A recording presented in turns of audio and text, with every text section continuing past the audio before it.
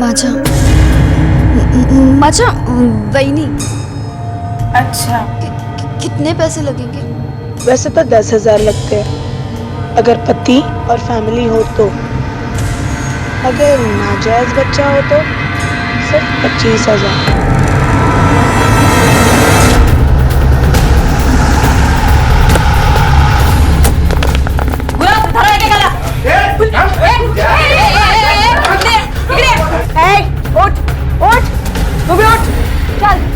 Illegal abortion का धंधा चलता ना यहाँ पे।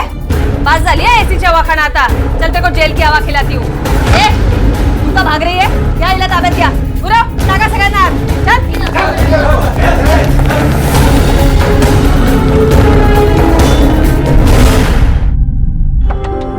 विरिंदे, अगं विरिंदे,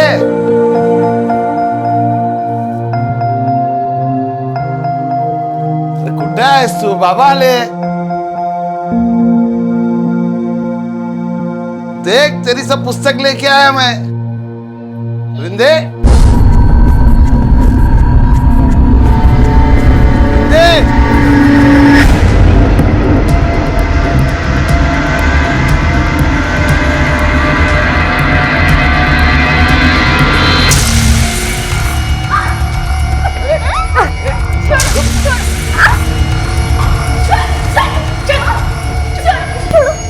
काय चाललंय?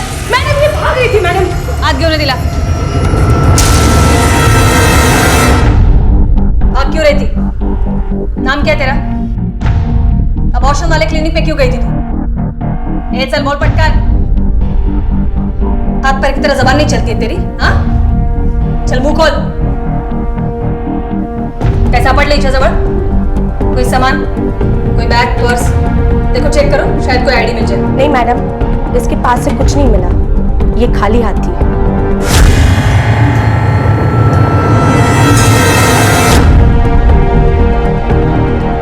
ये खून कैसे लगा? बोलो फटाफट। खाकर बोलोगी या बिना खाए? चल बोल।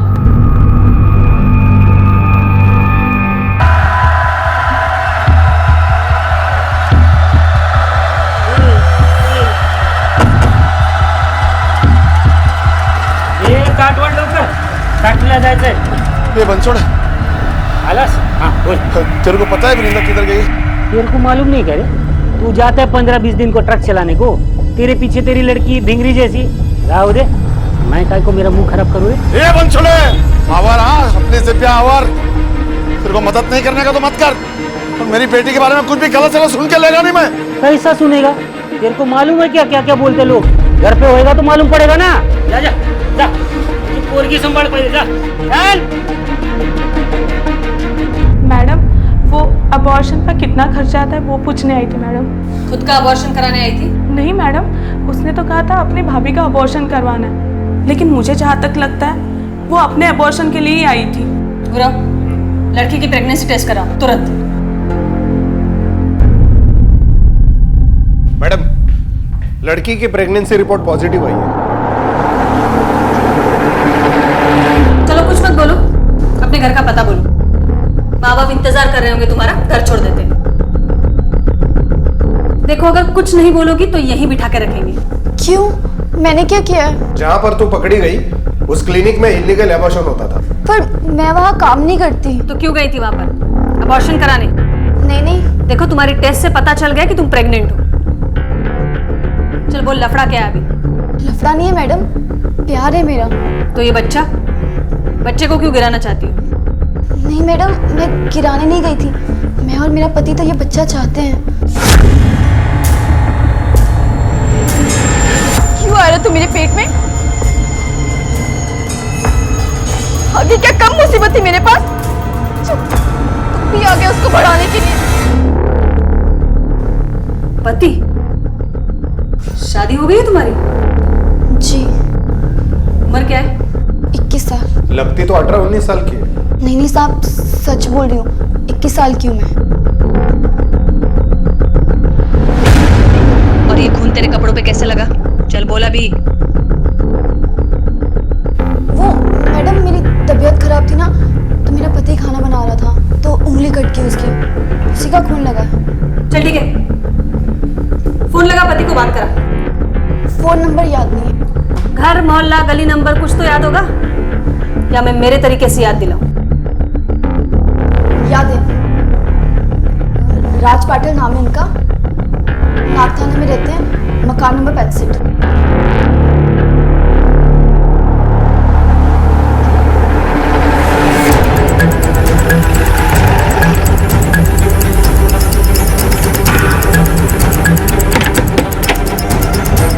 राज पाटिल किधर है? राज पाटिल इथे आम्ही राहतो साहेब, और रमाने सरनेम है हमारा। हो साहब, मैं सचिन रमाने और ये मेरी बाइक कुसुम रमाने। घर के कागजात और आईडी प्रूफ दिखाओ। हो साहेब, मैं अभी लेके आती हूँ। पर हुआ क्या है सर?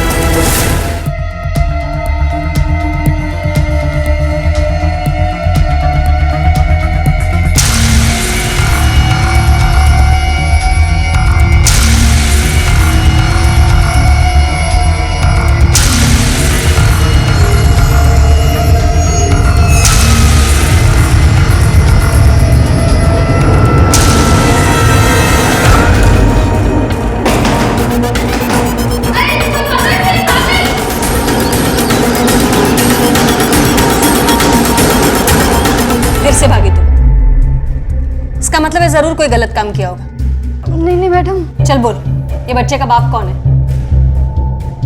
और ये तेरे कपड़ों पे खून के निशान कहां से आए? देख, तू पेट से इसलिए बहुत नरमी से पेश आ रही हूं मैं। अब बोल दे, वरना मैं भूल जाऊंगी तू पेट से। अब बोलेगी या फिर? बताती हूँ मैडम, मैं सब बताती हूँ।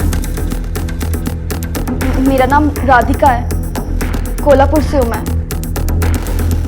3 महीने पहले मैं एक लड़के के साथ भागकर सतारा आई थी, लेकिन क्या? जब उसे पता चला कि मैं माँ बनने वाली हूँ, उसने मेरे साथ मारपीट की, मुझे बहुत मारा।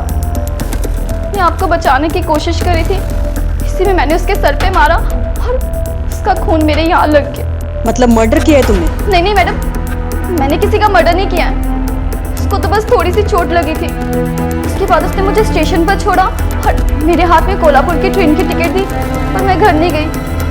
मैं वहाँ से सीधा क्लिनिक गई अबॉर्शन के लिए। कौन सी गाड़ी से टिकट करवाई थी कोल्हापुर के लिए? सुबह 8 बजे की ट्रेन थी, महाराष्ट्र एक्सप्रेस। गुरु, एक काम करो, रिकॉर्ड्स करो और देखो महाराष्ट्र एक्सप्रेस में इसका बुकिंग है या नहीं। Yes madam. महज 18-19 साल की दिखने वाली ये लड़की जो अपना नाम राधिका बता रही थी, आज उम्र के ऐसे पड़ाव पर थी जहां बचपन की मासूमियत के साथ बढ़ती उम्र की समझ भी आ जाती है। लेकिन समझदारी से कदम उठाना थोड़ा मुश्किल होता है। इंसान झूठ 2 हालात में बोलता है, जब वो किसी से कुछ छिपाना चाहता है या फिर वो कुछ गलत कर रहा होता है। ये लड़की बार बार झूठ बोले जा रही थी, चाहे वो उसकी शादी का जिक्र हो या फिर उसकी उम्र का, हर बार झूठ। और जिस क्लिनिक में इलीगल अबॉर्शन होता था, वहां ये लड़की क्या अपना अबॉर्शन करवाने आई थी?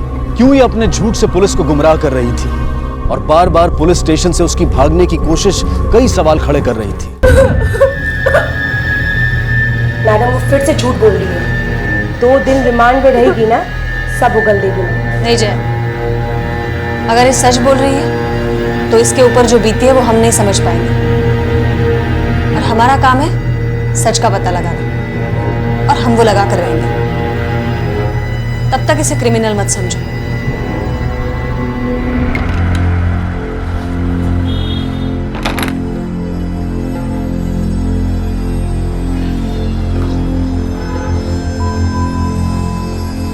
हे देवा, कुठे शोधू या पोरीला, कुठे शोधू? राधिका, ये तुम इस दलदल में फंसी कैसे? तुम्हारे साथ कब से ये सब हो रहा है, तो तुमने पुलिस में कंप्लेंट क्यों नहीं लिखवाई? आई हमेशा कहती थी कि तू खूब पढ़ना, खूब नाम कमाना, क्योंकि यहाँ पर गरीब और मजबूर लोगों का फायदा उठाने वाले बहुत लोग हैं। मैं भी वही करना चाहती थी। आई के जाने के बाद मैं हमेशा केदारेश्वर मंदिर में जाया करती थी, वही मिली थी वो मुझे, हल्का मौशी। काय झाला? क्यों रो रही है? बोल। मेरी आई का देहांत हो गया। उनकी बहुत याद आती है। देवा, तू रो मत, हाँ? रोने से कुछ नहीं होगा, समझना, मैं तेरी आई हूँ। अच्छा एक बात बता, तो यहाँ मंदिर में रोज आती है? मैं भी अब रोज आया करूँगी। मैं तेरी मासी, मतलब माँ जैसी, हाँ? तू रो मत।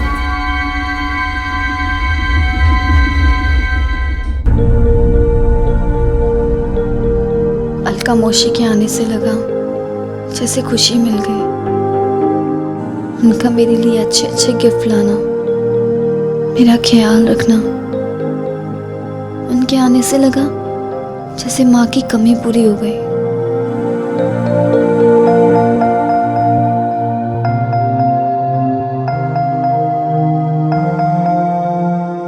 तेरे बाबा 15-15 दिवस बाहर रहते हैं, तुझे कंटाला आता होगा ना? हाँ। तो एक काम कर, तू मेरे साथ पंचगनी चलेगी? कब जाना है? मैं बताऊंगी ना तुझे। ठीक है। वृंदा, वृंदा, वृंदा तुझे क्या हुआ? तू रो क्यों रही है? ये सब किसने किया? मौसी, जब हम लॉन्च के बाहर गए थे तो कमरे में एक आदमी आया था और उसने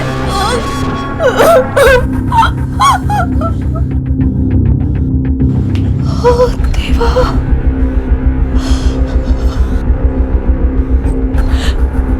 वृंदा, तू चुप हो जा और चल, पुलिस में चलते हैं। नहीं, नहीं वृंदा, पुलिस के पास जाएंगे तो तेरे बाबा को सब कुछ पता चल जाएगा। नहीं, और लोगों को भी पता चल जाएगा कि तेरे साथ क्या हुआ, तो जीते जी मर जाएंगे बेटा। नहीं, क्या करें? नहीं, हम पुलिस स्टेशन नहीं जाएंगे, हम घर चलते। फिर एक बार ऐसा ही हुआ। मैं मौसी पर भरोसा करती रही। प्ले स्कूल और हॉस्टल में एडमिशन कराने के लिए मुझे एक कॉर्पोरेटर के पास ले गए। काश मैं आई का सबक याद रखती और अलका मौसी पे भरोसा नहीं करती। लेकिन जब तुम्हें पता चला कि ये अलका मौसी तुम्हारे साथ ये सब कर रही है, तो तब पुलिस में क्यों नहीं आई तुम? मैं जाना चाहती थी पुलिस के पास, मैं जाने वाली थी, पर अलका मौसी ने मुझे धमकी दी। उसने कहा अगर मैं पुलिस के पास गई तो वो मेरा गंदे वाला वीडियो सबको दिखा देगी। इसलिए मैं डर गई और मैं नहीं गई। 3 सालों से तुम्हारे साथ इतना सब कुछ हो रहा था, तुम्हारे घर वालों को भनक तक नहीं हुई? बाबा 15 दिनों में एक बार आते थे, उनको कभी कुछ पता नहीं चला। वृंदा, क्या हुआ बेटा? तबीयत तो बढ़िया है ना तुझे? क्या जाना? सांग, मैं तेरे लिए अच्छा वाला खाना बनाता हूँ, हाँ? फिर खाना खा के मेरे बच्चे के मुंह पे हंसी आएगी, है कि नहीं? हाँ? राधिका, तुम रहती कहाँ हो? मैंने पूछा कहाँ रहती हो तुम?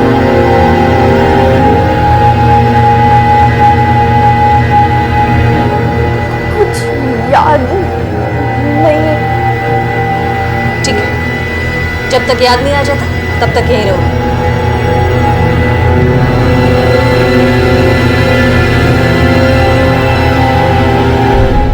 मैडम, इस लड़की को किसी भी रेपिस्ट का नाम पता नहीं, और जितने भी लोग हैं सब बड़े पोस्ट वाले लोग हैं, तहसीलदार, कॉर्पोरेटर, सरपंच। गुरव, हमारी वर्दी पोस्ट नहीं देखती है।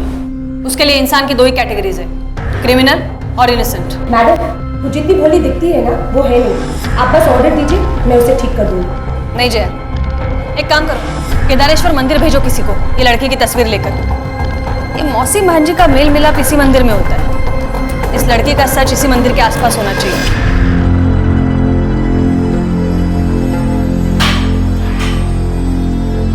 देखिए मैडम, मुझे घर जाने दीजिए और ये खाना मुझे नहीं खाना है। मुझे जितना भी याद था मैंने आपको सब बता दिया। मुझे घर जाने दीजिए प्लीज। मुझे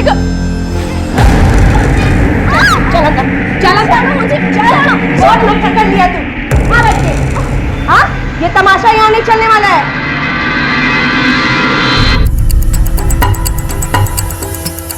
धर्मपुरी पुलिस स्टेशन में इस लड़की की मिसिंग कंप्लेंट दर्ज हुई है। इसकी उम्र 19 साल है। इसके बाबा को मैंने पूछताछ के लिए बुलाया है। और हाँ मैडम, इसका नाम राधिका है ही नहीं, वृंदा है।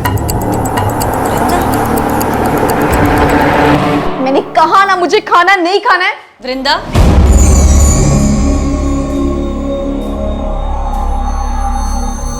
आपको मेरा नाम कैसे पता चला? धर्मपुरी में रहती हो ना? तुम्हारे बाबा को बुलाया है, शायद याददाश्त वापस आ जाएगी बाबा से मिलके। बाबा को क्यों बुलाया आपने? मैं आपके आगे हाथ जोड़ती हूँ, प्लीज मेरे बाबा को कुछ मत बताइएगा प्लीज। क्यों? ये बाबा से इतना क्यों डरती हो तुम? क्या हुआ है?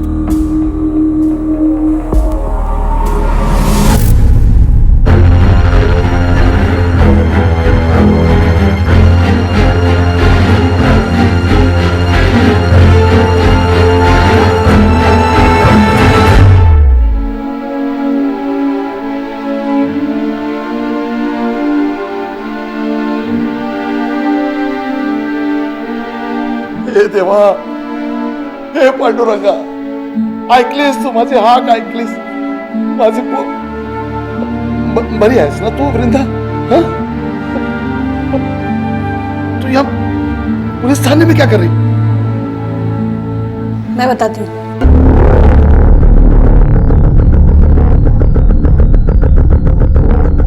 हे काय बोलताय तुम्ही मॅडम? वृंदा के साथ रेप? विचारा तिलाच, शायद आपसे कुछ सच बोल दे।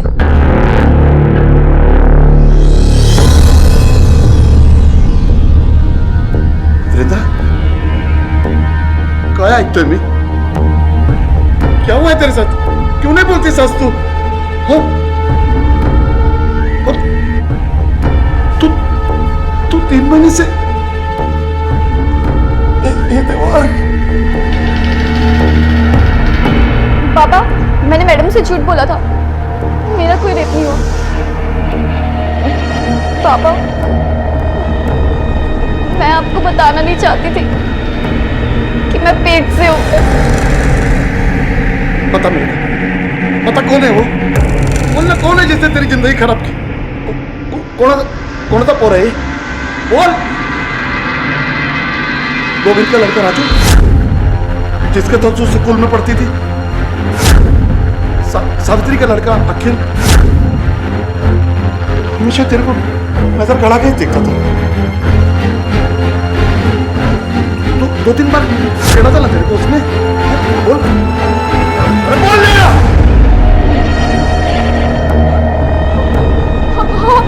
हाँ बाबा, वो सावित्री काकी का बेटा अखिल है।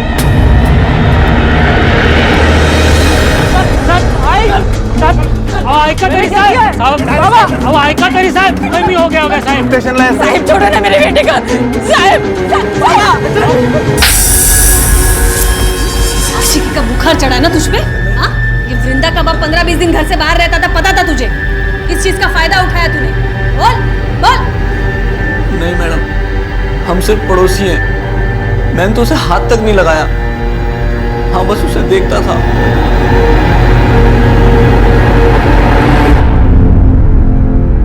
उसने मेरे बेटे को जेल में भेजा ना, भगवान उसका कभी अच्छा नहीं करेगा, देखना।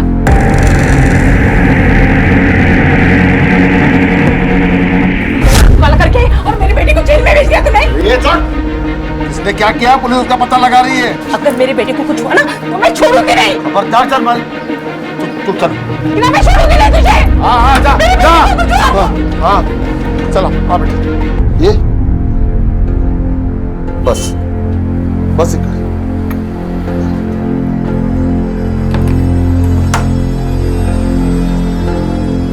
तू हात मुंह धो, कपडे बदल, मी खायला बघतोय। कोर्ट से परमिशन निकालो। और एक बात, ये वृंदा की प्रीनेटल डीएनए पैटर्निटी टेस्ट करवाओ, उससे तो पता चल ही जाएगा बच्चा अखिल का है या नहीं। Yes madam.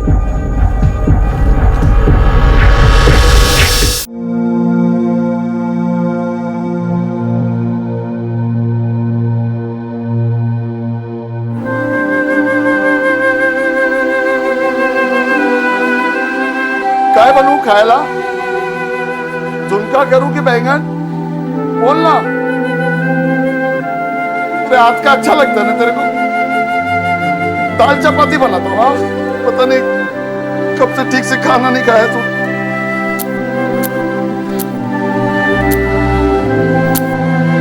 पापा,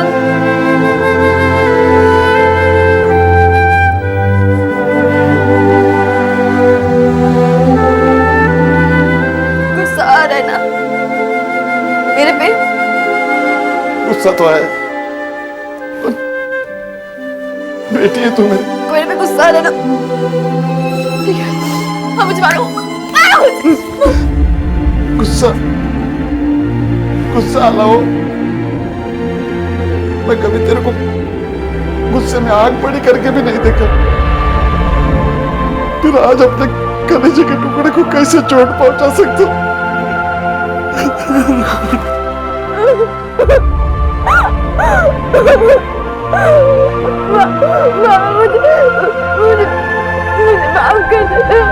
एक पिता और बेटी के रिश्ते के बीच में एक मर्यादा होती है और इसी वजह से वृंदा नहीं चाहती थी कि उसकी जिंदगी के इस भयानक सच के बारे में उसके पिता को कुछ भी पता चले। लेकिन ऐसा हो चुका था। उसके पिता ये जान चुके थे कि वृंदा बिन ब्याही मां बनने वाली है और उसके साथ कुछ गलत हुआ है। ये जानकर वो टूट गए थे और यही सोच रहे थे कि काश ये एक बुरा सपना हो। दूसरी तरफ पुलिस फिर से वृंदा द्वारा दिए गए बयान और सुनाई गई कहानियों का सच जानने में जुटी थी। 1 महीने से ज्यादा बीत चुका था। अब पुलिस को बेसब्री से इंतजार था वृंदा के प्रीनेटल डीएनए पैटर्निटी टेस्ट की रिपोर्ट का। मैडम वृंदा केस का डीएनए रिपोर्ट आ चुका है। क्या शो कर रहा है? बच्चे का डीएनए अखिल से मैच नहीं हुआ। मैंने तो पहले ही कहा था मैडम, वृंदा जितनी ऊपर की है उतनी ही नीचे की है। वो बड़ी झूठी है, उसे तोड़ना पड़ेगा तभी वो सच बोलेगी।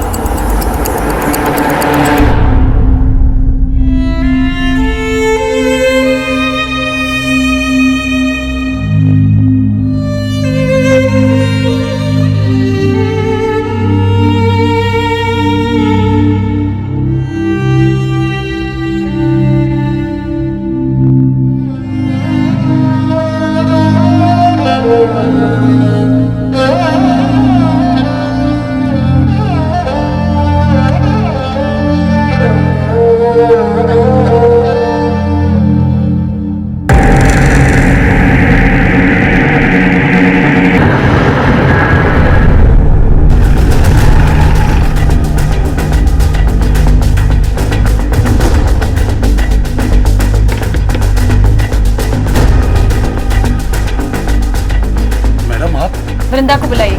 लेकिन हुआ क्या है? वही जो आज तक होते आया है। आपकी बेटी ने फिर से एक बार झूठ बोला है।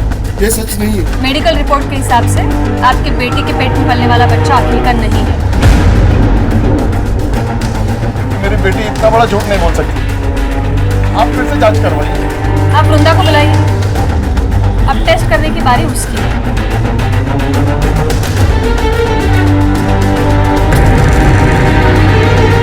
मैडम वृंदा तो नहीं है, रात को तो घर पे ही थी। वृंदा के बारे में पता कराओ। ज्यादा दूर नहीं गई होगी, यहीं आसपास होगी।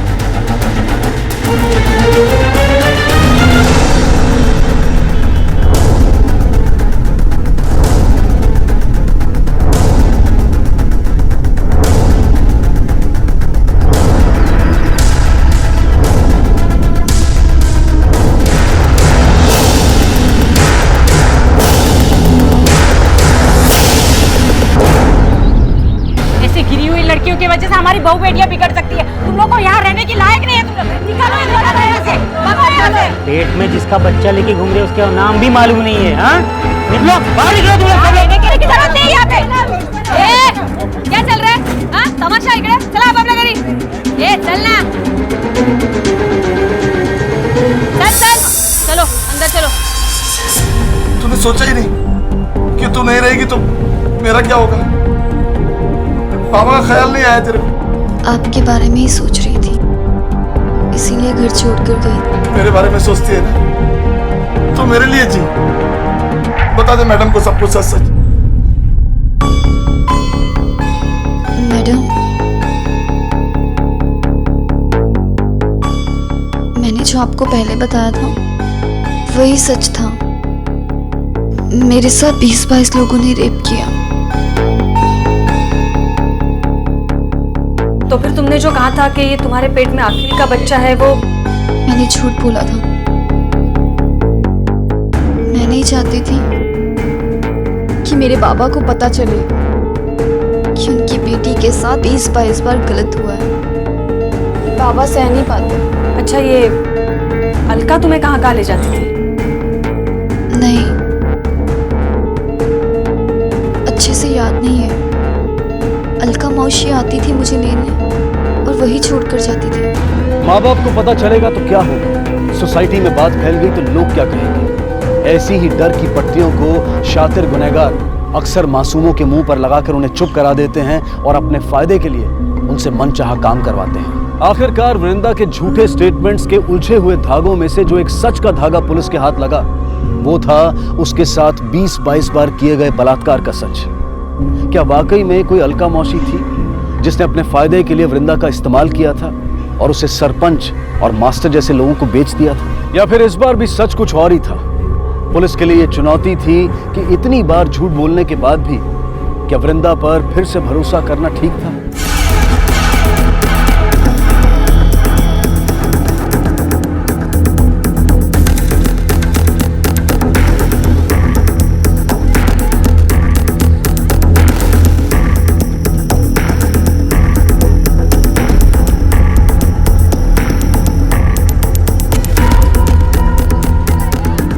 तो कहीं देखा आपने? जी हाँ, मैंने इसे 1-2 बार देखा है मंदिर में आते हुए। एक लड़की से बात कर रही थी।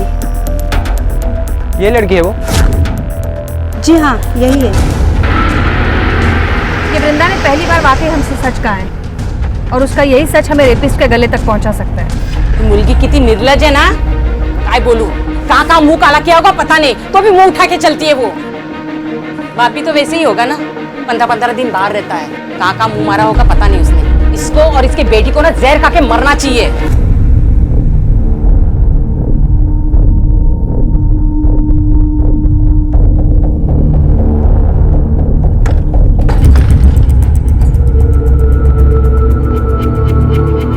बाबा, पानी आना।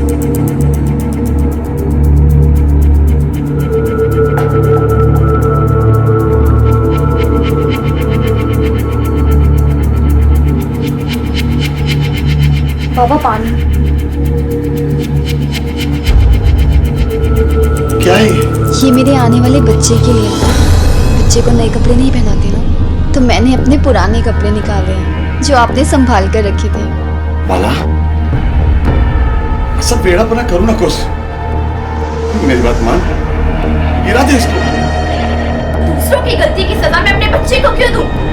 सागा ना, जो बच्चा भी इस दुनिया में आया भी नहीं है, आप उसे गिराने की बात कर रहे हैं। मैं अपने बच्चे को जन्म दूं। क्यों? क्यों उसको जन्म देके अपनी तकलीफ को बढ़ाना चाहती? चल मेरे साथ अस्पताल में चल। छोड़ो मुझे।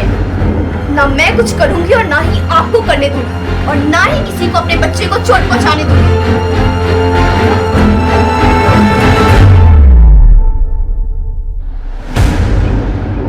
मैडम, सारे बार में, रेस्टोरेंट्स में, रेड लाइट एरियाज में उसकी स्केच भेजी, लेकिन अलका का कहीं कोई क्लू नहीं मिला। ये लड़की इस मैटर को घुमा रही है, लेकिन क्यों? मैडम, मेरे पापा गायब हो गए।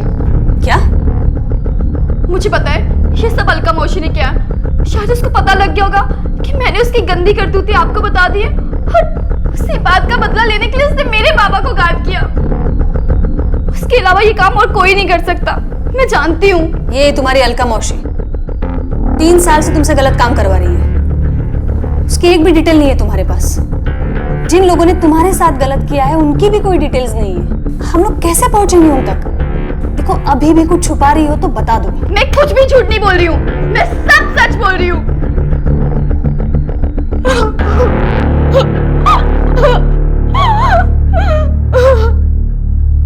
मैडम, मी सगळीकडे इन्क्वायरी केली, सखा जाधव के बारे में किसी को कुछ भी पता नहीं।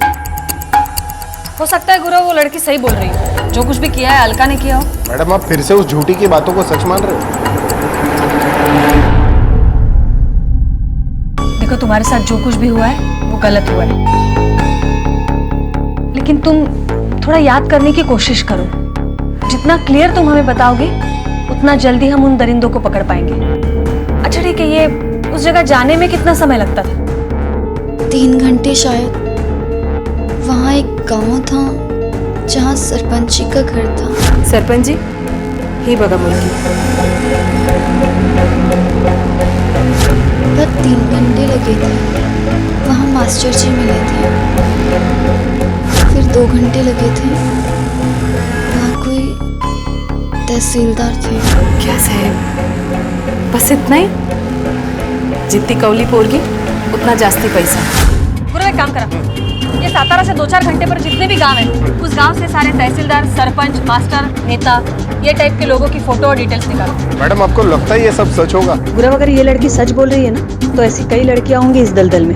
और उन्हें बचाने के लिए व्हाइट कलर की सफेदी भी चेक करनी पड़ी ना, तो भी मैं करूँ।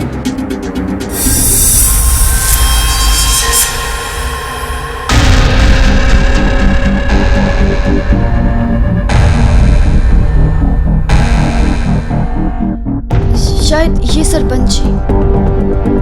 इसमें देखो तहसीलदार है,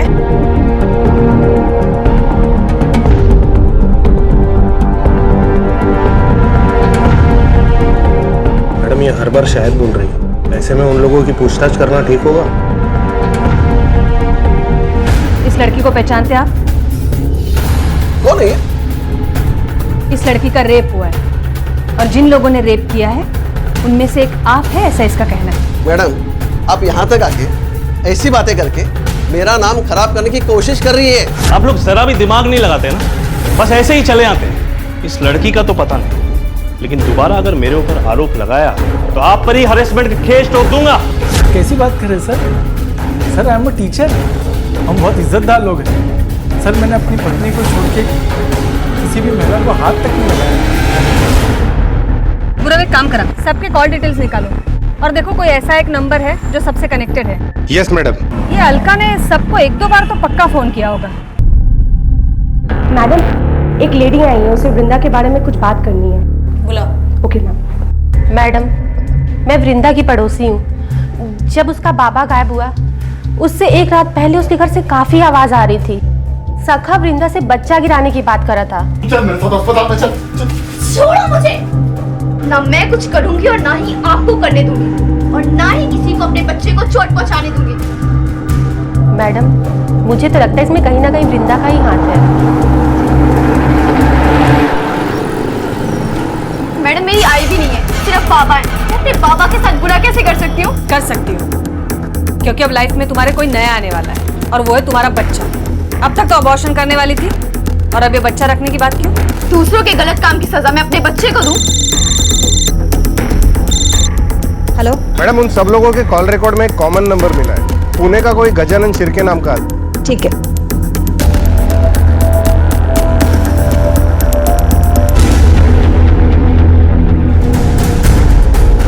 ये मेरा नंबर नहीं है साहब। पर ये नंबर तो आपके नाम पर दिखा रहा है। तुमने अपने डॉक्यूमेंट्स किसी से शेयर किए थे? हाँ साहब, अपना कोई करीबी हुआ तो उसे अपने डॉक्यूमेंट में सिम कार्ड दे देता हूँ। इलीगल है ये। स्केच दिखाओ। क्या इसको सिम दिलाने के लिए भी अपने डॉक्यूमेंट्स दिए थे? मैडम ये तो अलका था ही, बाजू वाली गली में रहती है, बहुत अच्छी औरत है। उनका एक NGO भी चलता है जो सबका भला करता है। Thank you.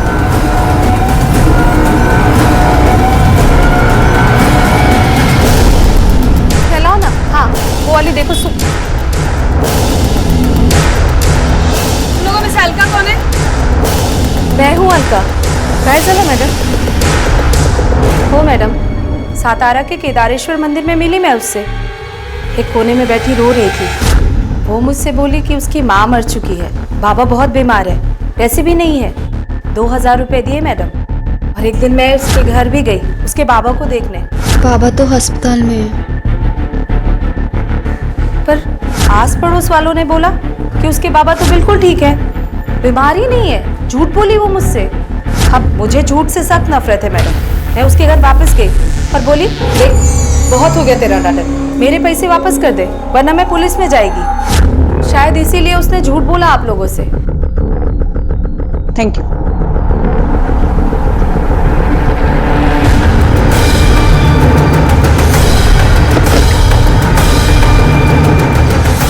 फोन करता हूँ। Hello, police station. बोल, बता। सच सच बता, तेरे को किसने भेजा था? बता, किसने भेजा था तेरे को? बता। बोलता हूँ मैं साहब, बताता हूँ। हाँ, बोल। अलका मोहसिन भेजा साहब, वृंदा और उसके बच्चे को मार देंगे। मैं कुछ नहीं करी। आप मैडम मेरी बात तो सुनो। वो लड़की एक नंबर की झूठी है मैडम। वो सब कुछ झूठ बताया उसने मेरे बारे में। मैंने कुछ नहीं किया मैडम।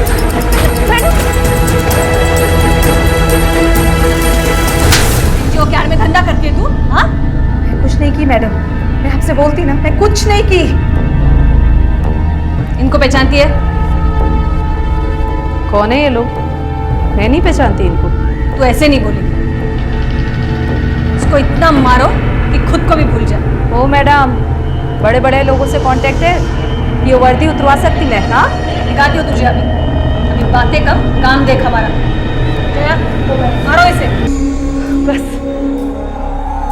हो मैडम, नहीं भेजी थी वो वृंदा को पिटवाने के लिए गुंडों।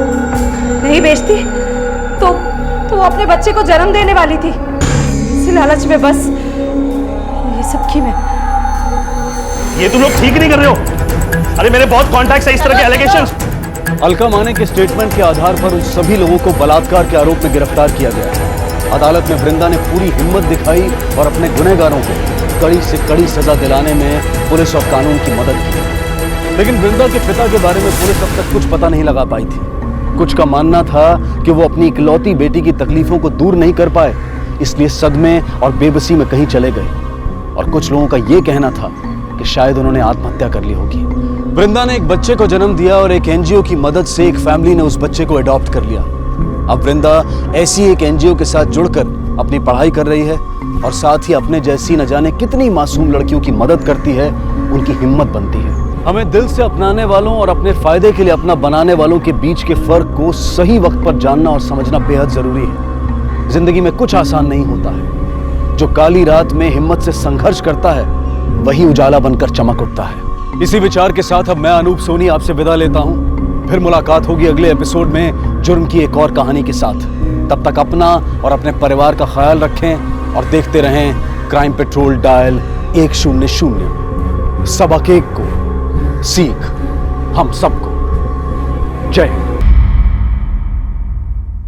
कहते हैं कि मकान को घर उसमें रहने वाले बनाते हैं और घर की खुशहाली रिश्तों में घुली मिठास से पैदा होती है और रिश्तों की नींव में पहला पत्थर होता है विश्वास का। विश्वास की नींव में अब लालच के पत्थर भरे जाते हैं, लेकिन लालच की बुनियाद पर खड़ा कोई भी रिश्ता ज्यादा दिनों तक टिक सकता है।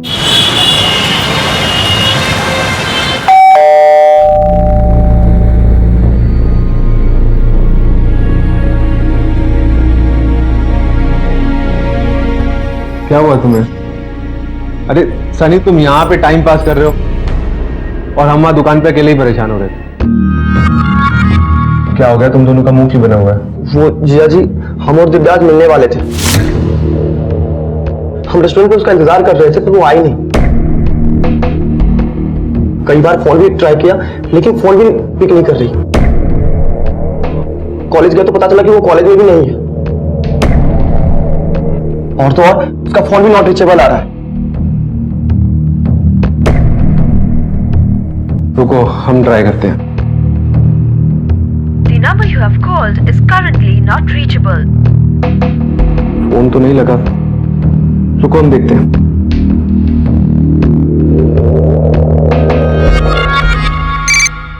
हाँ प्रशांत भैया। सोनू, दिव्या कॉलेज में गई थी क्या? हाँ भैया, कॉलेज ही गई थी। हम खुद ही गए थे उनके पीछे गेट तक, और जब वो चली गई अंदर तब हम वहां से लौटे थे भैया।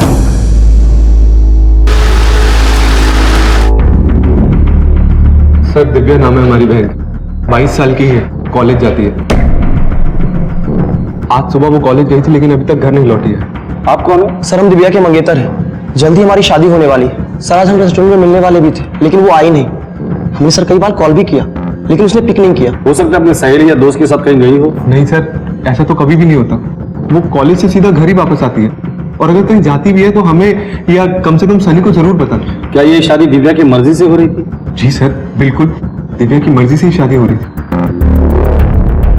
सिंह, इनसे दिव्या का नंबर ले लो और दिव्या की लास्ट लोकेशन क्या है फाइंड आउट करो। सर, नंबर बताइए।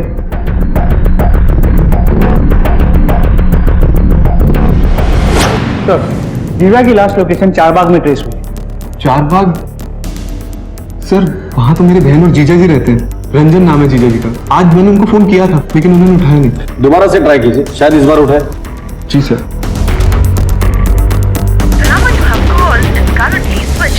सर उनका फोन स्विच ऑफ आ रहा है। रंजन के घर चल, शायद दिव्या वहीं मिल जाए हमें।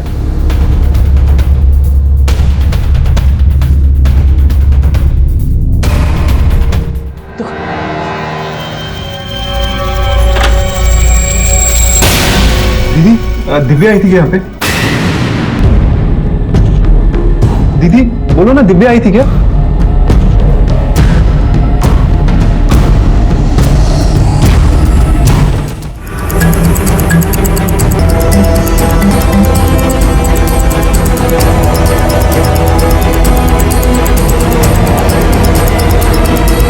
हम मुन्ने की थेरेपी के लिए डॉक्टर के पास गए थे।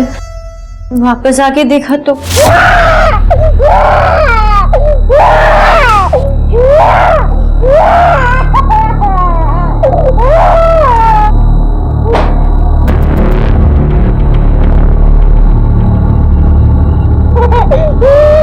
पानी लेकर आता हूं बेटा।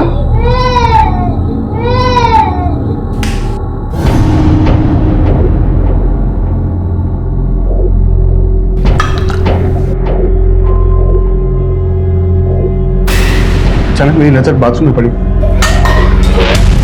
तो मैंने देखा कि दिव्या बहुत बुरी हालत में बाथरूम में पड़ी हुई थी। आपने हमें कॉल क्यों नहीं किया?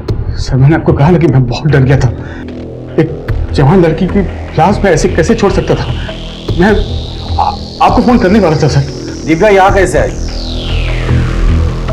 सर दिव्या यहाँ आती जाती रहती थी। हमारे 2 बच्चे मिसकैरेज होने के बाद जब हमें तीसरे बच्चे की उम्मीद जागी तो डॉक्टर ने कहा कि प्रेगनेंसी क्रिटिकल है, तो दिव्या रश्मि की देखभाल करने के लिए यहाँ आती जाती रहती थी सर। बस बस बस, और नहीं, अब हमसे और नहीं खाया जाएगा। दीदी ये तो आपका हिस्सा था ना, अभी मुन्ने का हिस्सा बचा हुआ है। चलिए, आपको पता है ना मुन्ना बहुत कमजोर है, आप खाएंगे नहीं तो हेल्दी कैसे होगा? चलो खाओ।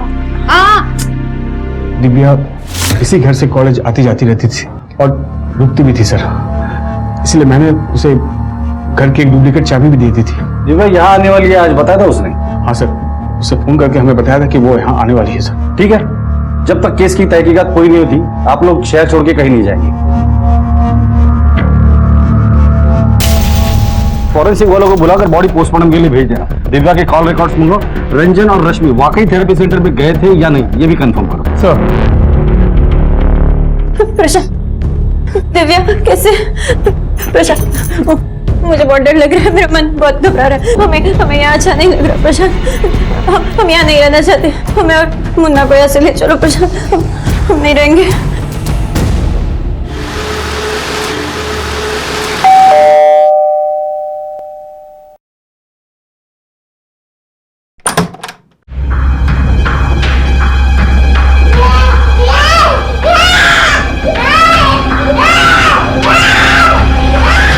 आपको हमारी रत्ती भर परवाह नहीं है तो ना सही, कम से कम अपने बच्चे के बारे में तो सोचा होता। वो तो अभी तक पैदा भी नहीं हुआ है और यहाँ इस हालत में हम अपनी तो जिम्मेदारी उठा नहीं पा रहे और आपने एक और जिम्मेदारी हमारे सर पे डाल दी। तुम कहना क्या चाहती हो? आपको पता है ना कि दीदी मुन्ना को लेकर कितना परेशान रहती है। इस वजह से दिन पर दिन उनका मानसिक संतुलन बिगड़ता जा रहा है। और माँ जी को तो ना परिवार की कोई चिंता है और ना ही दुनियादारी की। तो बचा कौन है इस घर में? हम क्या कर लेंगे अकेले? देखो साधना, हम जानते हैं कि तुम माँ बनने वाली हो, लेकिन तभी तो कह रहे हैं इस घर में रखा क्या है? पति पत्नी अपने घर जाके रहे ना। देखो साधना, हम समझ सकते हैं पर तुम भी समझने की कोशिश करो।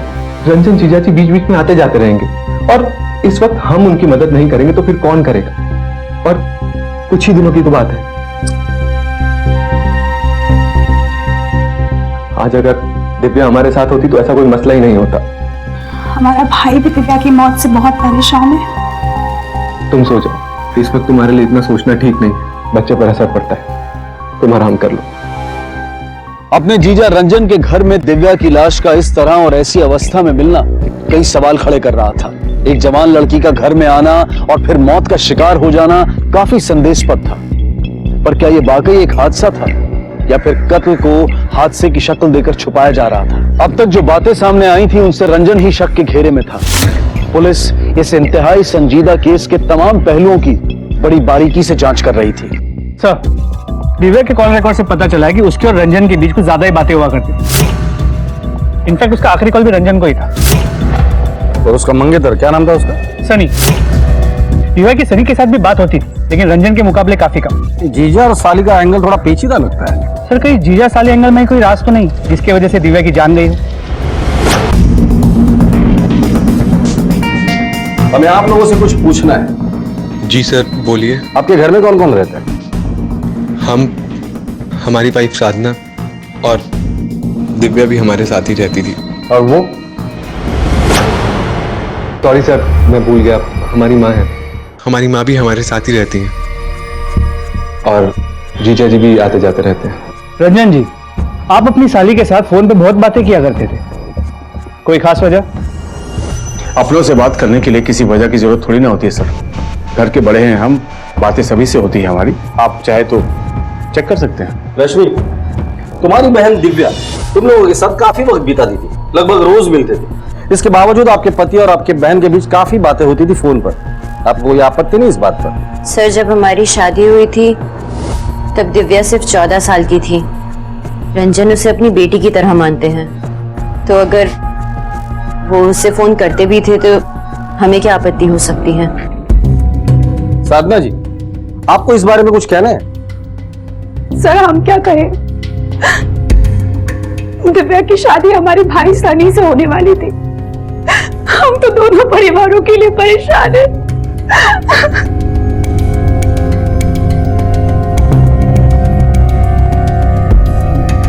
माँ जी, हमें दिव्या के बारे में आपसे कुछ पूछना है। माँ जी,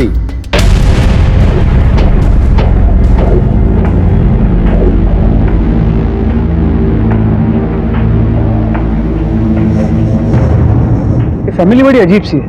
माँ को अपनी बेटी के मरने का गम नहीं, और भाभी इतनी इमोशनल है जैसे ननद नहीं बहन मरी। और ये रंजन, या तो ये बहुत ही मासूम है या तो बहुत ही चालाक। इस फैमिली की पूरी हिस्ट्री निकाल, खासकर इस रंजन की। ये जितना ऊपर है उतना ही नीचे है। सर, इनकी माँ का होना ना होना एक ही बराबर है। ना तो वो कहीं आती जाती है और ना ही उन्हें परिवार और बच्चों से कोई मतलब है। बड़ी ही अजीब किस्म की औरत है। और उस दिन तो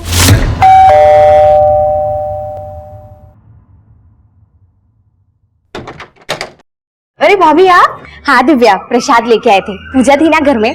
ये लो, आप आइए, हम बर्तन लेकर आते हैं। हाँ। अब प्रणाम मौसी जी, अब माता रानी का प्रसाद लाए थे, लीजिए। मौसी जी, मम्मी वो प्रसाद। और उस दिन तो इतना कुछ हुआ भी नहीं था कि जमुना मौसी ने अपनी सगी बेटी को थप्पड़ खींच दिया। सगी बेटी मतलब कोई सौतेली बेटी भी? हाँ साहब, रश्मि और प्रशांत मौसी के सौतेली बच्चे हैं। उन तीनों को देखकर कभी लगता ही नहीं था कि रश्मि सौतेली बेटी है। सर, कुछ दिन पहले दिव्या की सगाई हुई थी। सगाई भी बहुत जल्दबाजी में किए थे, और सर सगाई के बाद शादी भी बहुत जल्दी होने वाली थी।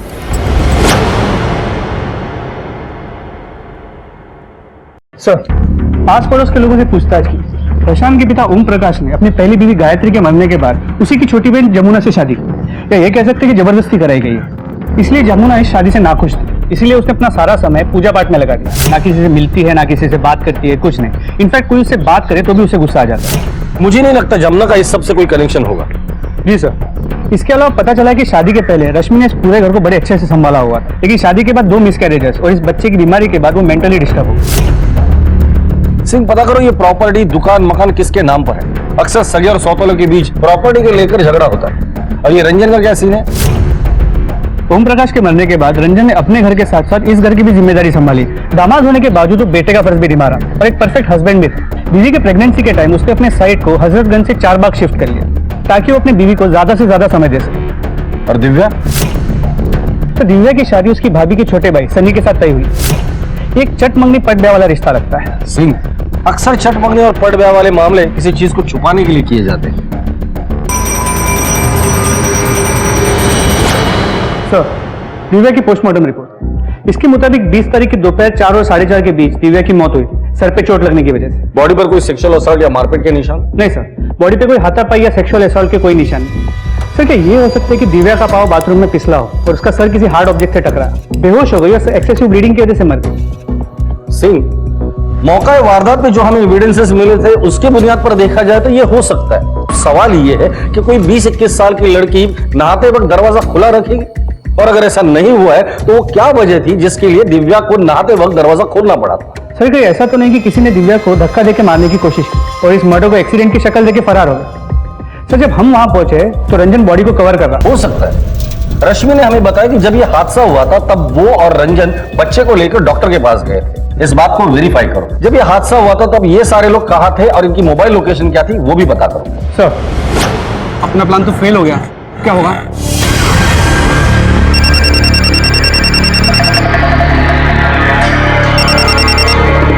हेलो सर, ये आप क्या कह रहे हैं? सर आपने तो कहा था कि 1 महीने बाद। सर इतना सारा पैसा मैं अचानक से कहां से कर पाऊंगा सर? सर थोड़ा वक्त तो दीजिए सर, मेरी परेशानियों को समझिए सर। हेलो सर, बात तो सुनिए सर। हेलो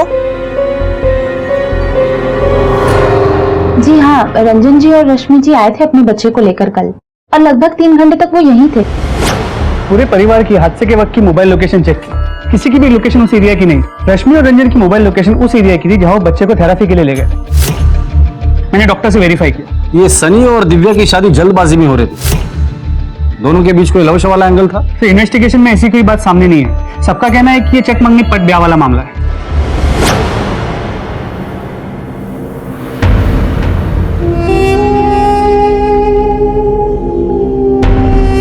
मेरी लाडली बहन दिव्या, ये सब कैसे हो गया तुम्हारे साथ? क्या क्या सपने सजाए थे तुम्हारे लिए?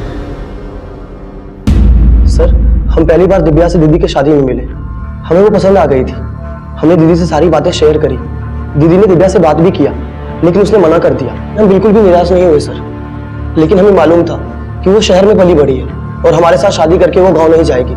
इसलिए हम प्रशांत जीजा जी के साथ दुकान पर काम करने लगे। लेकिन कुछ दिनों बाद हमने फिर से दीदी के जरिए अपनी शादी की बात छेड़ी और इस बार दिव्या मान गई और हमारी सगाई हो गई सर। सगाई के बाद दिव्या का बर्ताव कैसा था? मेरा मतलब है उसके बर्ताव में कुछ बदलाव आया था? नहीं सर, ऐसा कुछ नहीं था। हम बाहर मिलने लगे थे लेकिन हमें धमकी भरे कॉल आने लगे थे सर। धमकी भरे कॉल? किससे? वो तो हमें पता नहीं, लेकिन हाँ बार बार हमें फोन करके धमकाने लगा। बोलता था कि दिव्या से दूर रहे, शादी मत कर उससे, वो सिर्फ हमारी है। और तो और सर, एक बार हमारा एक्सीडेंट भी हुआ था बाइक से।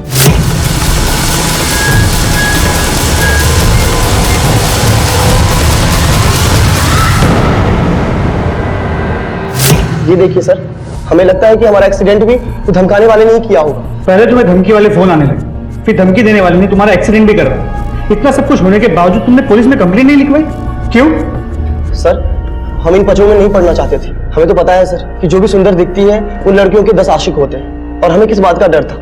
हमारे घर वाले तो हम दोनों की शादी को लेकर राजी थे। जिन नंबर से तुम्हें कॉल आते थे वो नंबर है तुम्हारे पास? हाँ सर, हमारे पास सारे नंबर सेव्ड है। ये देखिए। सिंह, इन नंबर से फोन करो और पता करो वो कौन शख्स था जिस पर मजनू का भूत सवार था। सर कौन से नंबर पे बताओ? सर सनी से मिले सभी नंबर्स की डिटेल्स निकाल ली। ये सभी नंबर्स किसी ना किसी पीसीओ के, लेकिन एक ऐसा पीसीओ है जहां से ज्यादा कॉल्स किए गए। लोकेशन? साहब नंबर यहाँ का आता है, काल भी यहीं का होगा। उस आदमी का चेहरा याद है? यहाँ बहुत सारे लोग आते हैं साहब, हर एक का चेहरा याद रखना बहुत मुश्किल है।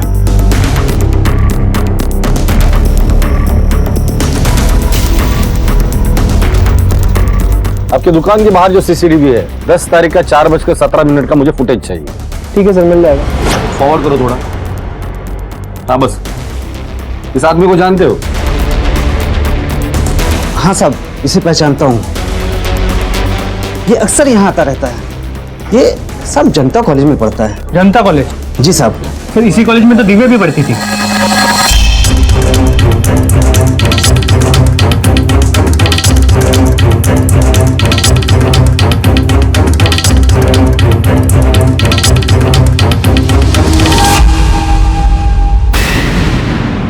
चाय पीने का बहुत शौक है ना तुझे? पुलिस स्टेशन की चाय पी के देख ले, स्ट्रांग वाली। सर हम दिव्या से बहुत प्यार करते थे, उसके लिए हम कुछ भी कर सकते थे। 1-2 बार बोलने की हिम्मत भी की, लेकिन हम उससे बात नहीं कर पाए।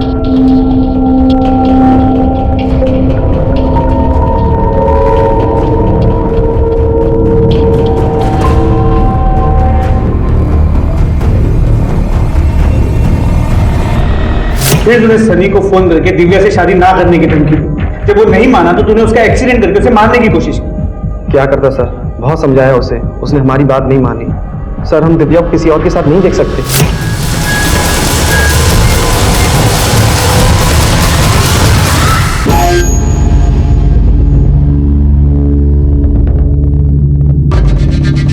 सनी बच गया तो तुम्हारे पास कोई और रास्ता नहीं था, इसलिए तुमने दिव्या को ही मार डाला। कैसी बात कर रहे हैं सर, उसकी मौत हमारे लिए किसी सदमे से कम नहीं है। हम उससे बहुत प्यार करते थे सर, हम खुद उसके कातिल को इधर उधर ढूंढ रहे हैं। दिव्या की मौत 20 तारीख को हुई थी। उस दिन तुम 4 से 5 के बीच कहाँ थे? सर हम कॉलेज में ही थे। कॉलेज में जाके पता करो ये सच बोल रहा है या झूठ। सर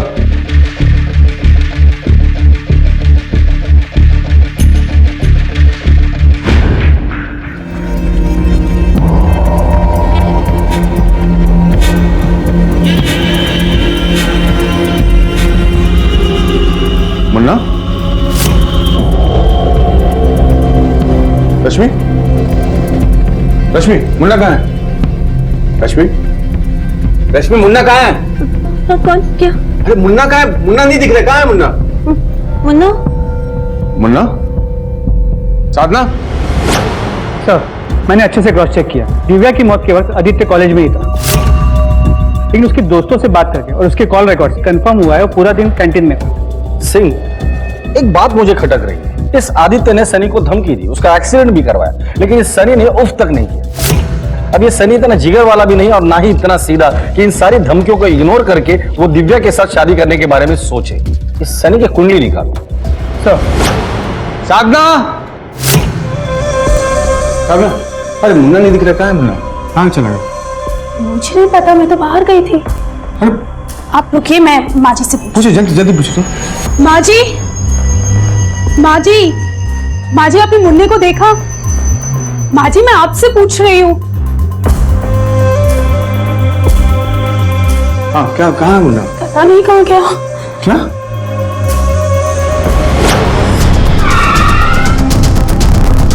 आस पड़ोस की दुकान में पूछताछ करो। सर यहाँ कब से काम कर रहे हो तुम? बहुत साल हो गए सर, दुकान गोमती नगर में थी तब से हैं हम। और ये सनी भी यही काम करता है? जी सर, पहले वो गांव में रहते थे लेकिन अब कुछ दिनों से यही काम करते हैं। ठीक है सर, इस सनी के बारे में आस पड़ोस के दुकान में पूछताछ तो कुछ नई और सरप्राइजिंग बातें सामने आई। जैसे? सर हम ये तो जानते हैं कि दिव्या सौतेली थी और इन भाई बहनों के बीच में प्यार बहुत, लेकिन हम ये नहीं जानते कि बाप की पूरी जायदाद दिव्या के नाम पे, और इसीलिए साधना और सनी दिव्या को अपनी घर की बहू बनाना चाहते थे। इसका मतलब सनी दिव्या को मार ही नहीं सकता। आखिर सोने के अंडे देने वाली मुर्गी को मारने की गलती कोई क्यों करेगा? बिल्कुल सर, और ऊपर से सनी ने मार्केट से करीब 70 लाख रुपए उठाए थे नए बिजनेस के लिए, और अब वो लेनदारों के कॉल से परेशान था। लेकिन ये सनी तो प्रशांत के साथ दुकान में काम करता है ना? सर करता तो है, लेकिन वो कम में मानने वाला आदमी नहीं, इसीलिए उसे पैसे वाली बीवी चाहिए जिसके भरोसे उसने मार्केट से इतना लोन उठाया था। भाई साहब, आपने मेरे बच्चा को देखा क्या? छोटा सा वो मुन्ना।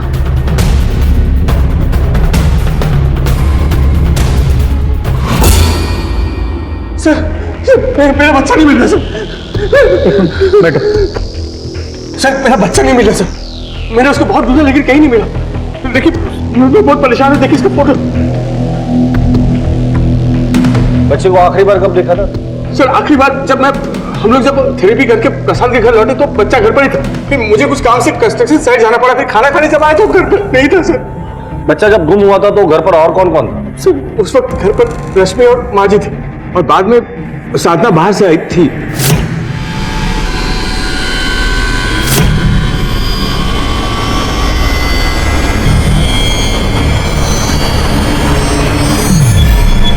बस यही दिन देखना बाकी रह गया था। बच्चे का ख्याल भी रखो और ऊपर से ताने भी सुनो कि बच्चा मैंने खो दिया। साहब मेरी यहाँ वहाँ की बातें करने के लिए वक्त नहीं हमारे पास। सीधा सा सवाल पूछा है, सीधा सा जवाब दीजिए। सर हमने सुबह बच्चे को खुद दूध पिलाया था, उसके बाद हमने उसे नहीं देखा। बच्चा गायब हुआ तब आप कहाँ? सर हम पेट से हैं, चाट खाने का मन हुआ, प्रशांत को कॉल किया तो उनका फोन नहीं लगा, इसलिए सोचा कि खुद जाके नुक्कड़ की दुकान से चाट खा लेते हैं। अगर आप लोगों को हम पर जरा भी शक है तो आप जाके खुद पूछ लीजिए उस दुकान वाले से।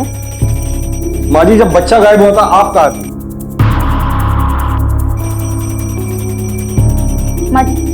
माँ जी, मुंह बनाने से नाती नहीं आ जाएगा।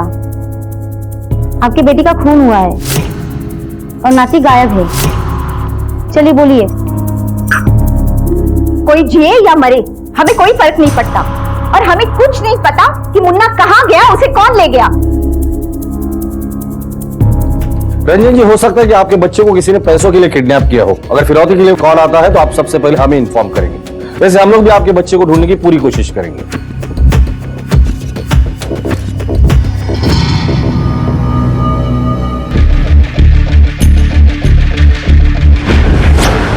चाट वाले से कंफर्म किया, जब बच्चा गायब हुआ साधना उसी के दुकान पे। मैंने कांस्टेबल तिवारी को प्रशांत के घर पे नजर रखने के लिए मुफ्ती में तैनात किया है। सिंह, एक और बात मैंने नोटिस की, दिव्या की लाश रंजन के घर पे मिली।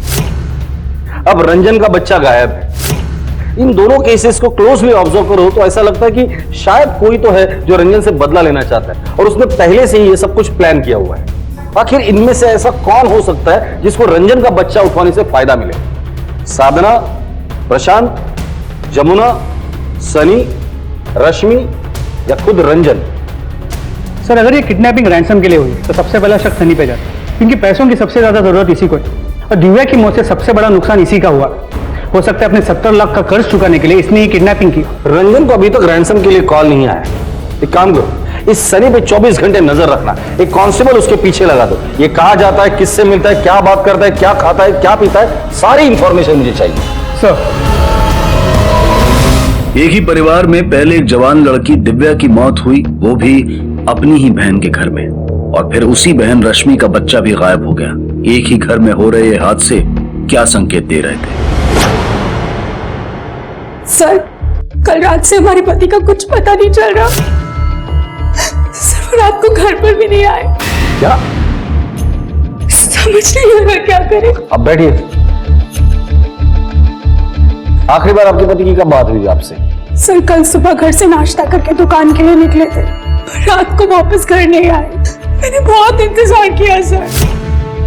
उनका फोन क्यों नहीं लग रहा? सोचा कि एक बार सोनू को दुकान पे फोन करके पूछ लेती हूँ, पर सोनू ने बोला कि सोनू, इतनी रात हो गई है, तुम्हारे भैया घर नहीं आए? भैया तो आज आए नहीं थे। ठीक है, आप जाइए, हम ढूंढने की कोशिश करें। सही है, हमारे पति का फोटो। प्रशांत की कॉल रिकॉर्ड निकालो और आखिरी लोकेशन क्या थी ये पता करो, और ये फोटो सारे पुलिस स्टेशन में सर्कुलेट करो। सर, प्रशांत की मोबाइल लोकेशन हिस्ट्री चेक की, उसका फोन आखिरी बार उसके घर के पास ही एक्टिव था। सर, मेरे बेटे का कुछ पता चला सर? पहले आपकी साली दिव्या की मौत हुई, फिर आपका बेटा गायब हुआ, और अब आपका साला प्रशांत गायब। उसके बारे में आपने कुछ भी नहीं पूछा हमें। सर, मैं अपने बेटे को ढूंढने में लगा हुआ हूँ। हाँ, मुझे पता चला कि प्रशांत भी गायब है, और सर प्रशांत को ढूंढना तो आप लोगों का काम है। रंजन साहब, हमारा काम क्या है हमें अच्छी तरह पता है। अब जाइए, हम ढूंढ लेंगे उसे। जाइए।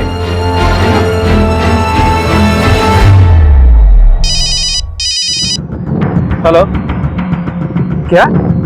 ठीक है, हम आते हैं। सर, मार्केट के पीछे वाले नाले के पास एक नवजात बच्चे की लाश मिली। सर, पोस्टमार्टम रिपोर्ट से पता चला है कि बच्चे को गला दबा के मारा गया, और उसे उसी दिन मारा गया जिस दिन वो मिसिंग हुआ। जिस दिन बच्चा गायब हुआ उसके बाद से ही प्रशांत भी गायब है। ये ऐसा तो नहीं कि बच्चे को मारने के बाद ये छूमंतर हो गया। सर, आप लोगों के जो मन में आता है आप लोग कह देते हैं। सर, आपको तो पता है कि हमारे पति खुद दीदी और मुन्ना को हमारे घर लेकर आए थे, तो भला वो ऐसा कैसे कर सकते? एक बार तो हमें दीदी की बहुत चिंता होती है, वो कब तक ऐसे मुन्ने की वजह से अपनी जिंदगी खराब करती रहेंगी। और वैसे भी पता है, अगर किसी बच्चे को जन्म से पहले ही सांस लेने में प्रॉब्लम होना, वो कभी भी ठीक नहीं होती है। और हम क्या कह रहे थे, हमारी मौसी जी कह रही थी एक इंजेक्शन होता है जो डॉक्टर मरीजों को लगाता है और उससे उनको मौत दे दी जाती है। क्या कहते हैं उसको, मर्सी किलिंग। हाँ, अगर आगे से ऐसी बात जुबान से निकाली तो जुबान काट के हाथ में दे देंगे। और कौन सी मौसी है वो तुम्हारी? हाँ, हम भी पूछते हैं उनसे कि बच्चों के साथ, अपने बच्चों के साथ कोई ऐसा करता है क्या? सर, हमारे पति ऐसा कर ही नहीं सकते थे। वो तो मुन्ना को इतना चाहते थे, इतना प्यार करते थे, वो कैसे मारेंगे उसे?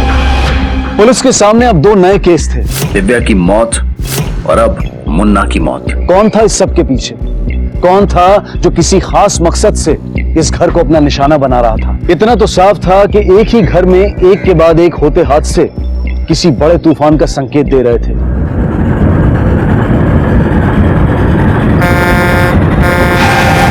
एक ही घर में 3 मौतें हो चुकी थी, दिव्या की मौत की गुत्थी ज्यों की त्यों थी। उसके बाद रंजन के बच्चे की लाश मिली और अब प्रशांत की रोड एक्सीडेंट में मौत हो गई थी। पर क्या यह वाकई में एक रोड एक्सीडेंट था या फिर इस मौत को एक्सीडेंट की आड़ में छिपाया जा रहा था?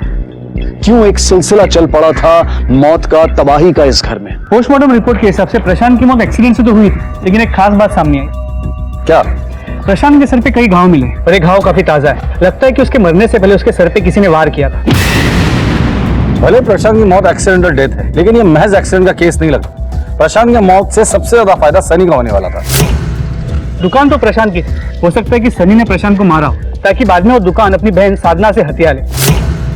पैसों की जरूरत उसी को है, जमी जमाई दुकान भी मिल जाती और सर से सारा कर्ज भी उतर जाता। उठाकर लेकर आओ इस सनी को, हमारे स्टाइल से पूछताछ करते हैं। सर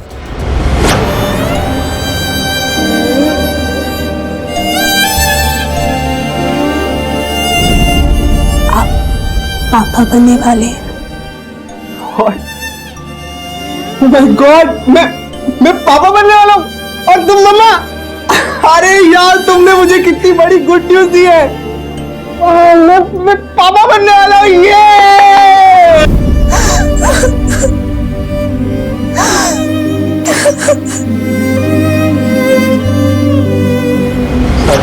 हम क्यों मारेंगे अपने जीजा को?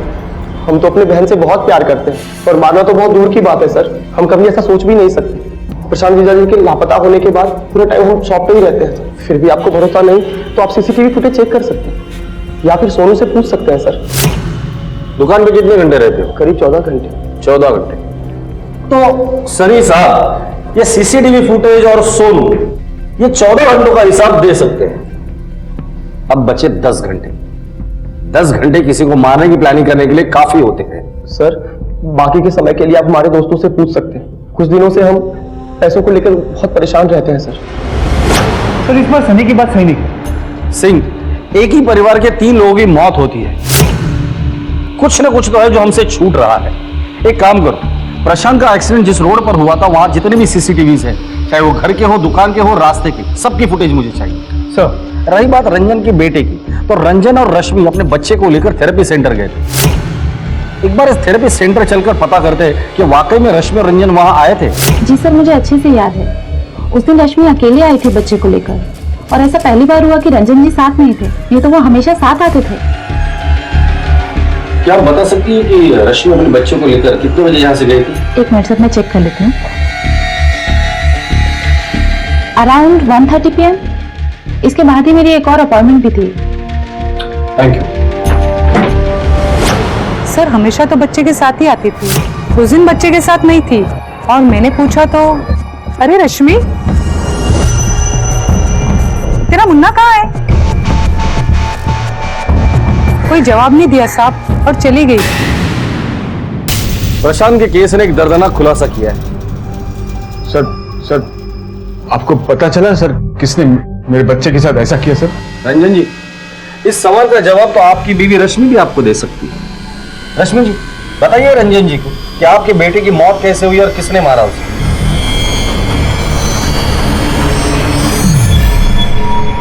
चलिए, मैं आपकी मदद कर देता हूं। आपके बच्चे की मौत 2 सवा 2 के बीच हुई थी। उस वक्त बच्चे के साथ कोई नहीं था, क्योंकि बच्चा घर पर था ही नहीं। दरअसल रश्मि जी बच्चे को लेकर घर पर आई ही नहीं। ठीक कह रहा हूं ना मैं रश्मि जी? रश्मि, ये लोग क्या कह रहे हैं? बोलो कि सब झूठ बोल रहे हैं। बोलो रश्मि, तुमने कुछ नहीं किया। बोलो रश्मि। अब नहीं मारा है, अब नहीं मारा अपने बच्चे को। सोचिए आपने क्या किया हमारे साथ, हमारी बहन के साथ। मैंने खुद अपने कानों से तुम्हारे दिव्या से अनैतिक संबंध के बारे में प्रशांत और तुम्हारी बातें सुनी थी।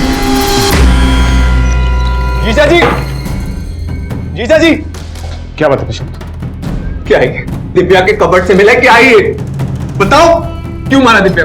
प्रेग्नेंट थी इसलिए? प्रशांत चुप। तुम्हारा दिमाग खराब हो गया क्या? मैंने दिव्या को नहीं मारा। अगर दिव्या प्रेग्नेंट होती तो पोस्टमार्टम रिपोर्ट में पता नहीं चलता क्या? तुम दुनिया को अगर बताओगे ना तो तुम्हारी दूसरी बहन का घर टूट जाएगा। सोच लो। हम वही सोच रहे थे कि पहले तो दिव्या ने सनी के साथ शादी के लिए हाँ बोल दी, लेकिन बार बार उस शादी को टालती रही। समझ ही नहीं आ रहा था हमें कि क्यों कर रही है वो ऐसा। यही जानने के लिए हमने सोनू को दिव्या के पीछे लगवाया था, ताकि हमें पता चले कि वो कहाँ जा रही है, किससे मिल रही है। जो आपने किया है ना, उसकी सजा मैं आपको जरूर दिलाऊंगा। मैं अभी पुलिस को फोन क्या बता दूं? क्या लगता है ये फोन तोड़ने से मैं पुलिस को नहीं बताऊंगा? अरे मैं प्रशांत शांत, हम अपने बच्चे के बीमारी में इतने पागल हो गए कि आपने हमारे ही सामने, हमारे घर में, हमारी बहन के साथ, इसलिए हमने मान डाला। अपने ही हाथों से अपने बच्चे को मार डाला। मार डाला।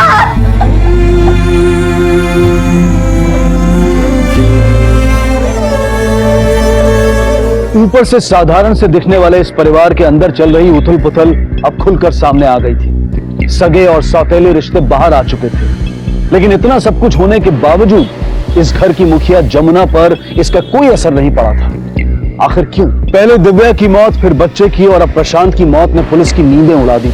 तहकीकात से ये बात साफ हो गई थी कि एक मां ने ही अपने पति की बेवफाई के तनाव में अपने बीमार बच्चे की हत्या कर दी। पुलिस को अब भी दिव्या और प्रशांत की मौत का राज जानना था। हाँ, मैं मानता हूं मेरा अफेयर था दिव्या के साथ। दिव्या के साथ रहने के लिए, उसके पास रहने के लिए मैंने अपनी साइट हजरतगंज से चारबाग शिफ्ट कर ली थी, क्योंकि उसका कॉलेज वहां से पास पड़ता था। मैं जाता था बाइक पे उससे मिलने के लिए। अफेयर तो रजामंदी के साथ ही होता है सर। मैंने कोई जोर जबरदस्ती नहीं की दिव्या के साथ। और आप लोग बताइए कि कानून की कौन सी किताब पे लिखा है कि अफेयर करना गुनाह है? लिखा तो नहीं है, पर रंजन साहब, कोई भी गुनाह करने के पहले आप क्या कानून की किताब पढ़ते हो फिर गुनाह करते हो क्या? मैं बताता हूं आपको कि गुनाह क्या है। प्रशांत के साथ आपने जो किया ना, वो गुनाह है। सर, प्रशांत की मौत एक एक्सीडेंटल मौत थी। सीसीटीवी फुटेज है हमारे पास। हाथ में डंडा लेकर उसके पीछे भाग रहे थे तुम।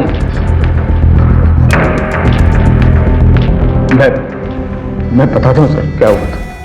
प्रशांत रुक जा। क्या रुकूं मैं? तुमने दिव्या को मारा है। जो नजदीकियां दिव्या के साथ दिखा रहा था ना, वही नजदीकियां अपने घर वालों के साथ दिखाई होती ना, तो आज ये दिन देखना नहीं पड़ता। तो चौंकाने वाली बात यह है कि इन्वेस्टिगेशन के दौरान प्रशांत और सोनू ने हमें दिव्या और रंजन के एफआईआर के बारे में नहीं बताया, और ना ही सोनू का दिव्या का पीछा करने वाली बात बताई। अगर ये सोनू दिव्या का पीछा कर रहा था तो सोनू की मोबाइल लोकेशन निकाल। प्रशांत तो अपनी बहन की इज्जत बचाने के लिए चुप बैठा होगा। ये सोनू किसकी इज्जत बचा रहा था? पता करो कि जिस दिन दिव्या की मौत हुई थी, इस सोनू की मोबाइल की लोकेशन क्या थी? सर, हम सच करें साहब, हमको कुछ नहीं पता है। तेरे मोबाइल में दिव्या के बहुत सारे वीडियोस मिले हैं। जहां दिव्या की मौत हुई थी, तेरे मोबाइल की लोकेशन भी वही दिखा रही थी, और ये सबूत काफी है तुझे दिव्या मर्डर केस में अरेस्ट करने के लिए। देख, जितनी तेरी उम्र नहीं है ना, उतने केसेस सॉल्व किए मैंने। वो साहब, उस दिन तो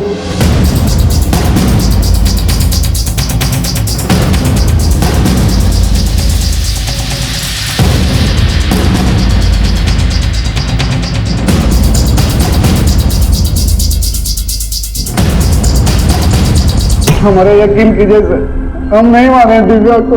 तो ये बात तूने जब हम तहकीकात कर रहे थे तब क्यों नहीं बताई? अब क्या बताते सर कि हम उस दिन वहां क्या करने के लिए गए थे, और अंदर बाथरूम में क्या देख रहे थे। हम फंसना नहीं चाहते थे साहब। दिव्या की अचानक हुई मौत ने कई ढके छिपे राज बाहर फेंक दिए। रंजन और दिव्या के रिश्तों में घुली नजदीकियां इस सारे फसाद की जड़ साबित हुई। रश्मि को एहसास हुआ कि बच्चे पर ज्यादा ध्यान देने से पति हाथ से निकल गया, और उसने इसी तनाव में अपने ही बच्चे की जान ले ली ताकि पति का सुख पा सके। रंजन और प्रशांत के बीच भी यही तनाव उसकी मौत का कारण बना। रंजन और रश्मि को भी सजा हो गई, पर सबसे ज्यादा नुकसान में रही साधना। उसने अपना पति खोया और उसके बच्चे ने अपना पिता। जमुना ने अगर परिवार की बागडोर सही तरीके से संभाली होती तो आज ये परिवार इस अशांति का शिकार नहीं होता। हमने हमेशा कहा है कि जो है उसमें खुश रहें, और जो पाना चाहते हैं उसके लिए कड़ी मेहनत करें। इसी विचार के साथ अब मैं अनूप सोनी आपसे विदा लेता हूं। फिर मुलाकात होगी अगले एपिसोड में एक और चौंका देने वाले केस के साथ। तब तक अपना और अपने परिवार का ख्याल रखें और देखते रहें क्राइम पेट्रोल डायल 100। सबक एक को सीख हम सबको। जय हिंद। इस तरह के और भी एपिसोड देखने के लिए हमारे चैनल को सब्सक्राइब करें और बेल आइकन दबाना ना भूलें।